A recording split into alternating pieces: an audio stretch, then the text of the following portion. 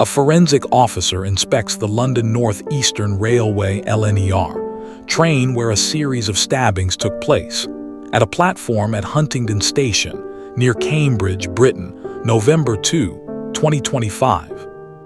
A routine train journey from Doncaster to London in the United Kingdom descended into chaos on Saturday night, when passengers were attacked in a mass stabbing inside the train. 11 people received treatment in hospital following the attack.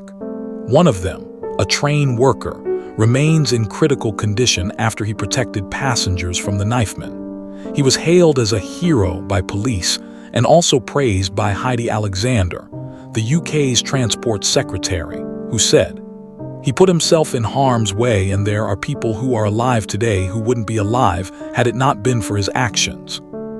Police initially arrested 2 suspects, but later released one, saying he had not been involved.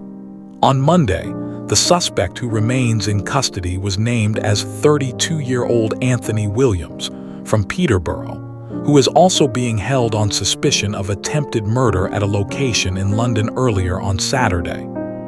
Police are still working to uncover a motive for the attack, but said it did not appear to be an act of terrorism. Prime Minister Keir Starmer called the attack an appalling incident that was deeply concerning, while Interior Minister Shabana Mahmood said she was saddened and urged people to avoid comment and speculation. Downing Street is keen to quell rumors spreading online following an incident in Southport in 2024, when the murder of 3 young girls sparked days of riots across the country.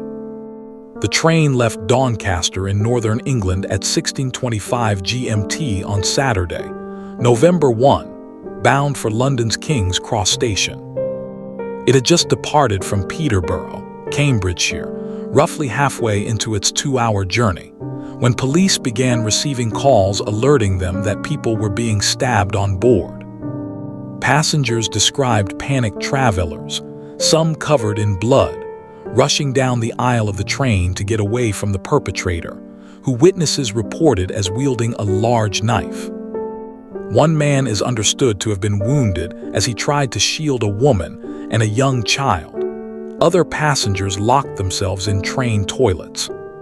The British Transport Police, which handles security on the UK's railway network, said it received its first emergency call at 19:42 GMT. Soon after, the train made an unscheduled stop at Huntingdon Station, about 120 km, 75 miles, north of London. Passengers spilled onto the platform as armed police boarded the train. Police said that 10 people were taken to nearby hospitals, and that an 11th went to a hospital on their own.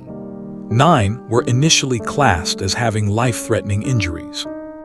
By Sunday night, police said only one remained in a life-threatening condition, a railway staff member who tried to stop the attack.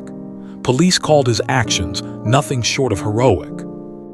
A rail staff member intervened during the incident by shielding passengers from the assailant. The train worker suffered life-threatening injuries in the process, police said. The member of the London North Eastern Railway staff could be seen on CCTV, attempting to stop the attacker as the train traveled from Peterborough. Meanwhile, the driver who stopped the train at Huntingdon was said to be very shaken, but good. Named as Andrew Johnson, he was reported to be a Royal Navy veteran. On Sunday, Johnson, who is from Peterborough, said, "I was only doing my job." He added, "It was my colleague who is in hospital who was the brave one." British Transport Police said that within minutes of the first emergency calls, Cambridgeshire constabulary officers, the local police, had boarded the train and detained 2 men. Police later released one of the men, a 35-year-old British citizen, without charge, saying they had established that he was not involved in the attack. The remaining suspect is a 32-year-old British man. On Monday, British Transport Police named him as Anthony Williams from Peterborough. Williams has been charged with 10 counts of attempted murder, 1 count of actual bodily harm, and 1 count of possession of a bladed article by Peterborough Magistrates Court. He has also been charged with another count of attempted murder and possession of a bladed article in connection with a separate incident at Pontoon Dock Station in the Docklands, East London, on Saturday. Police Superintendent John Lovelace said that counter-terrorism police were initially called, but that, at this stage, there is nothing to suggest that this is a terrorist incident. He said that an investigation is being led by British Transport Police, and it would not be appropriate to speculate on the cause of this incident. Still, that did not stop conspiracy theories from swirling around on social media over the weekend. Far-right social media accounts have attempted to exploit the incident. An ex-account called British Patriot, which has nearly 5,000 followers, posted an unsubstantiated claim that the man on the train had been shouting, "Allahu Akbar, God is the greatest," in Arabic. And even after police revealed that the 2 arrested suspects were British nationals, attempts were made to suggest that pertinent information about their origins was being withheld. Ben Habib, the former Reform UK co-leader, said that, in his mind, it was almost inconceivable that the incident was not an act of terrorism. He added it was possible the suspects were British, but said that until police had released their names, "I will remain extremely suspicious until we get chapter and verse." Over the past decade, the number of serious crimes involving knives, including homicides, has climbed in the UK. According to the UK's Office for National Statistics, ONS, the number of serious offences in England and Wales involving a knife or sharp object recorded in the year ending March 2024 was 54% higher, a jump of nearly 22,000 cases than the figure for 2016. While stabbings tend to be concentrated among young people in specific urban places such as London and Manchester, they have drawn public attention and policy responses.